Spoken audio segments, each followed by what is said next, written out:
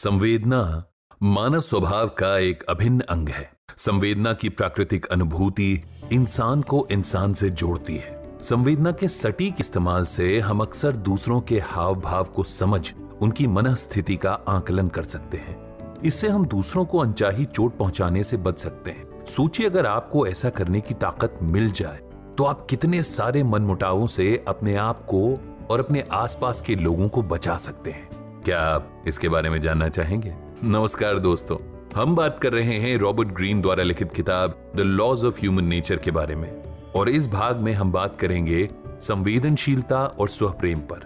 जन्म से लेकर मृत्यु तक इंसान को दूसरे का ध्यान रखने की जरूरत होती है।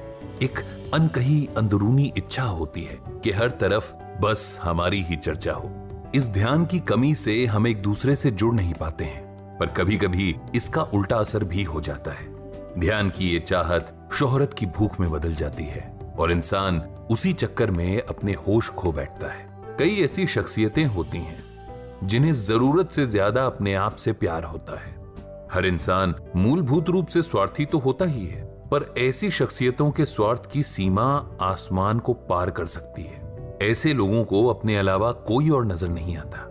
दूसरे लोग इंसान नहीं बल्कि इन लोगों के इरादों को पूरा करने का एक जरिया मात्र होते हैं, जिनका इस्तेमाल करने में ऐसे लोगों की पलक तक नहीं झपकती। अंग्रेजी भाषा में ऐसे लोगों को नार्सिसिस्ट कहते हैं, जो कि ग्रीक लोक कथा से उठाया गया है। इस लोक कथा में नार्सिसस नाम का एक राजकुमार था जो किसी से भी प्रेम करने में असमर्थ था। एक दिन पानी में अपना ही प्रतिबिंब देख उसे अपने आप से प्यार हो गया। उसकी मृत्यु के बाद वो नार्सिसस नाम के एक फूल में परिवर्तित हो गया, और वहीं से नाम पड़ा ऐसे लोगों का जो बहुत ज्यादा स्वकेंद्रित होते हैं, जिन्हें अपने अलावा और कोई नहीं दिखता। इंसान के दूसरों से मिलने वाले ध्यान की एक सीमा होती है।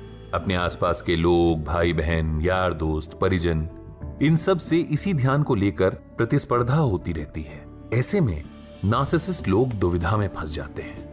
उन्हें अपना असली चेहरा दिखाना नहीं होता है और दूसरों की परवाह करनी नहीं होती, पर ये दोनों विपरीत परिस्थितियां हो जाती हैं, जिससे नार्सिसिस्ट लोगों को दूसरों की परवाह करने का ढोंग रचना पड़ता है। इस ढोंग के कारण लोगों में उत्पन्न होती है आपसी राजनीति। ये राजनीति शासकीय नहीं होती बल्कि सामाजिक और सभ्यता से जुड़ी होती है, जैसे कि पारिवारिक राजनीति, ऑफिस में राजनीति, दोस्तों में आपसी रिश्ते में राजनीति वगैरह वगैरह। इस तरह के लोगों से बहुत सतर्क रहना पड़ता है, क्योंकि ऐसे लोग बेझिझक और निस्संदेह आपका इस्तेमाल करेंगे ही अपने मतलब के लिए, और मतलब निकलते ही दूध में पड़ी मक्खी की तरह आपको निकाल फेंकेंगे। नार्सिसिस्ट लोगों में एक खास बात होती है। ऊपरी सतह पर ये लोग बहुत लुभावने होते हैं, यानी कि चार्मिंग। उनमें एक अद्वितीय प्रतिभा और अद्भुत कौशल होता है कि वो आपको अपनी तरफ आकर्षित कर सके। ऐसे लोग शुरू में आपको बहुत ही महत्वपूर्ण महसूस कराएंगे।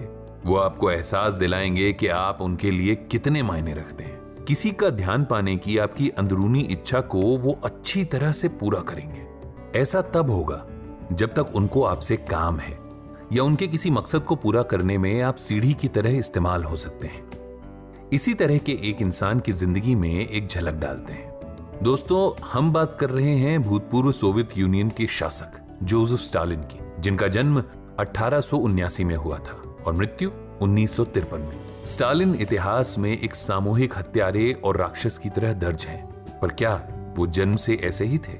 स्टालिन की जवानी के दिनों के बारे में बात करें तो वो एक बहुत ही जिंदा दिल, दिलचस्प और हंसमुख इंसान थे। किसी को भी अपनी बातों से लुभा लेना, मोहित कर लेना, मानो उनके बाएं हाथ का खेल था। मिलनसार प्रवृत्ति के स्टालिन को लोग पसंद करने लगे। रूस के इतिहास में चर्चित रूस की क्रांति से जुड़े क्रांतिकारियों को स्टालिन ने बहुत ही महत्व दिया। उन्हें 7वें आसमान पर बिठाया। उन्हें एहसास दिलाया कि वो अब स्टालिन के साथ एक अटूट बंधन से जुड़े हुए हैं। रूसी क्रांति की बागडोर स्टालिन के हाथ में आ चुकी थी। उनके शालीन व्यक्तित्व के कारण वो क्रांतिकारियों में काफी प्रसिद्ध थे, लेकिन धीरे धीरे सच्चाई सामने आने लगी। उनके स्वभाव की अंदरूनी परतें खुलने लगीं, जैसे प्याज के छिलके हटने लगते हैं। इस परिवर्तन का मुख्य कारण दो घटनाएं थीं, जो 1932 और 1934 में घटी। 1932 में स्टालिन की पत्नी ने आत्महत्या कर ली और 1934 में उनको तख्त से हटाने का षड्यंत्र रचा गया।